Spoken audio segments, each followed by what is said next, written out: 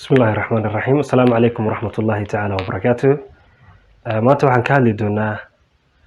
bronchial tree and how to occur gaseous exchange sida uu u dhaco gaseous exchange-ga waxaan ku muujin doonaa sawir alfiyoolaha oo ah meesha uu ka dhaco gaseous exchange-gu first marka horta bronchial isku qaybsamo 20 ilaa 25 divisions uu sii qaybsamo waxa meesha ka baxa ring of cartilages kadib marka uu noqdo very small bronchioles wuxuu yeeshaa smooth musculus this is wuxuu yeeshaa waxa la yaqaano smooth musculus marka bronchioleskan inta waxa la yiraahdaa terminal bronchioles intana waxa la dhahaa respiratory bronchioles respiratory bronchioles marka bronchiolesku very small bronchial passages u sii qaybsamaa kadib waxa uu yeeshaa wuxuu ku dhamaadaa cluster clusterkaasi waxa uu yeeshaa wuxuu noqdaa qaabkan oo kale ayuu sameeyaa small alveoli this is alveolus ma loo yaqaanaa marka uu respiratory bronchioleska uu sameysmo individual alveolus yaa sameysma then marka individual alveolus sameysmo faa'iidada uu leeyahay maxay tahay faa'iidada uu leeyahay waxay tahay intani in uu kor u qaado surface area maadaama uu aad yahay bronchiolesku maadaama xoog u sii yaraaday inuu surface area uu kordhiyo ayuu u sameysmayaa individual alveoli then respiratory bronchioleskaasi wuxuu ku sii dhamaada clusters alveoli marka sameysma like this oo kaleete marka sidaas u sameysmo here waa meesha uu ka dhici doono gaseous exchange-gu marka ay sidaas tahay in the alveoli normally waa 70 square per meters each lungs waxay noqdaan 140 square meters marka la isku daro labada lungiba ay yihiin lungs caafimaad qaba marka ay yihiin marka kale waxa laga yaabaa inay hadayna clinical condition iyo waxyaabo saas jiraan inay ka yaraadaan square meters loogu talagalay sometimes waxa dhaca clinical communication ka dhaca sometimes waxa ataagireeya asmada oo secretions uu buuxiyo limanki kadibna waxa sameysma contraction baa sameysma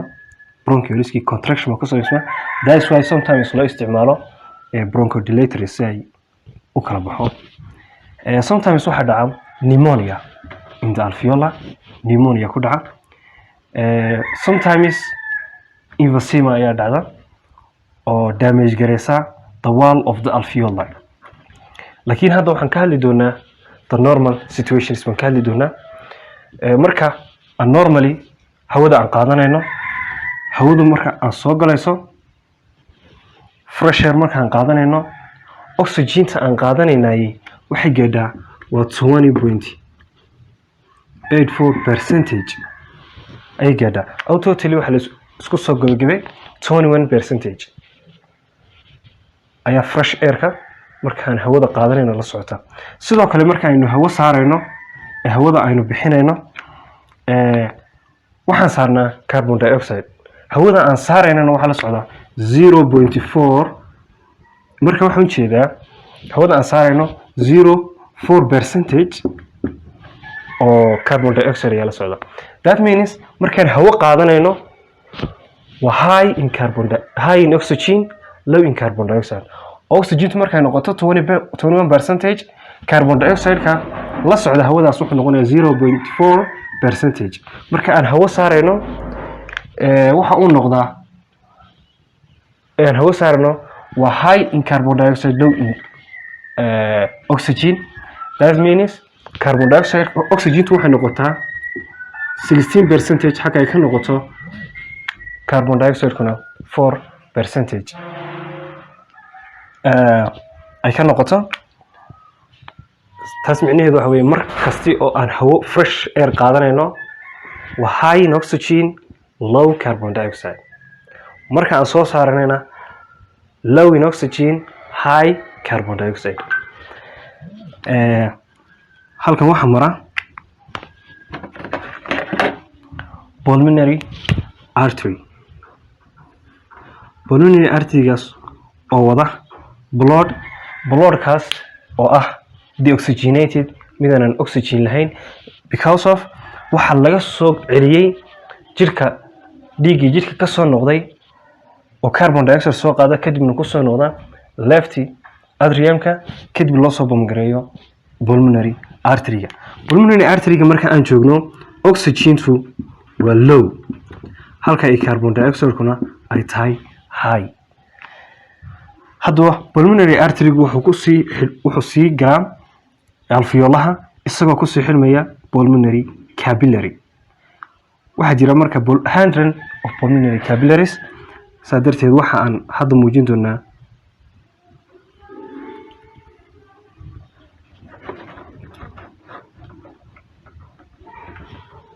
this is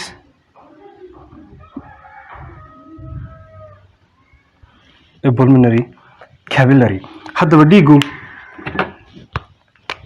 marka uu pulmonary capillary-ga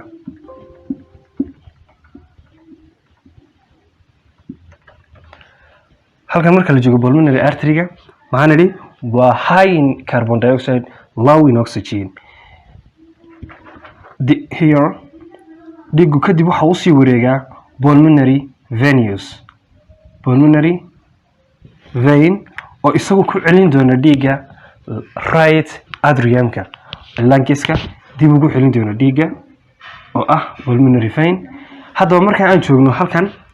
in the alveolar waa high in oxygen halka high in oxygen and low in carbon dioxide oxygenta waxay diffusion sameysay hoos ugu soo daadegtaa oo bloodta iyadoo from alveolar to the blood alveolaha ka imanaysa bloodkana soo galaysa then marka ay bloodta soo dhex gasho waxay noqon doontaa hemoglobins iyo isku bedeli doontaa oo qaadi doontaa oxygentaas then sidoo kaleete halkan marka aan joogno pulmonary capillarieska waa high in bloodka dhexdeeda waa high in carbon dioxide kuna wuxuu diffusion u sameeyaa oo u dhaadhici doonaa ilma iyo alveolaha si loo sii saaro oo dibadda loogu saaro that's why markay tahay kadib dhiigga maraya pulmonary veinka markaan joogno dhiigga maraya pulmonary veinku waa high in oxygen and low in carbon dioxide because of dee waxaa sameysma in maxaa hayday uu dhiiggaasi kadib right atriumka u tago right ventricalka kadibna jirka loo sii bamgareeyo markaan sida u joogto fresh air markaan qaadanayno haddaan soo samayskarno fresh air markaan qaadanayno waa high in oxygen low in carbon dioxide marka aynu saarayno sidoo kale waa low in oxygen high in carbon dioxide marka loo eego hawada aan qaadanayno oxygenta ku badan ta aan saaraynana carbon dioxide ayaa ku badan in pulmonary artery marka la joogo waa low in oxygen high in carbon dioxide oxygenta ayaa ku yar carbon dioxide ku badan yahay because of pulmonary artery ku waxa wada dhiig deoxygenated ah in the alveolar markaan joogno oxygentu waa high carbon dioxide kuna waa low that's why oxygentu waxay u soo dhaadhacdaa oo dhex gashaa bloodka iyadoo ka imaanaysa alveolaha bloodka galaysa carbon dioxide kuna dhiigga ayuu ka tagaa ilma iyo alveolaha si dibadda loogu saaro that is waa sida habka uu u dhaco gaseous exchange inay oxygentiina dhiigga soo gasho carbon dioxide dhiigga ku badnaana uu tago alveolaha marka la joogo in pulmonary capillarieska then oxygen tii waxay maraysaa pulmonary vein-ka. Pulmonary vein-kana waa high in oxygen, low in carbon dioxide because of oxygen tii waxay ka imatay alveolaha dhiigga soo dhex gashay dib waxay maraysaa waxa lagu sii darayaa dhiiggii marayay pulmonary vein-ka. Pulmonary vein-kana kadibna wuxuu geeyay ilaa right atrium-ka, right ventricle-ka loo sii gudbinayo kadibna jirka loo sii bamgareynayo si ay isticmaalaan jirku isugu isticmaalo oxygen-taas. habkaas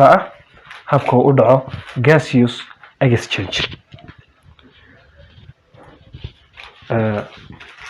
إن شاء الله وأنا دير رجينا هنا عشان كان بقول دونتان أنت كل من دون فيديو حاجة. السلام عليكم ورحمة الله تعالى وبركاته.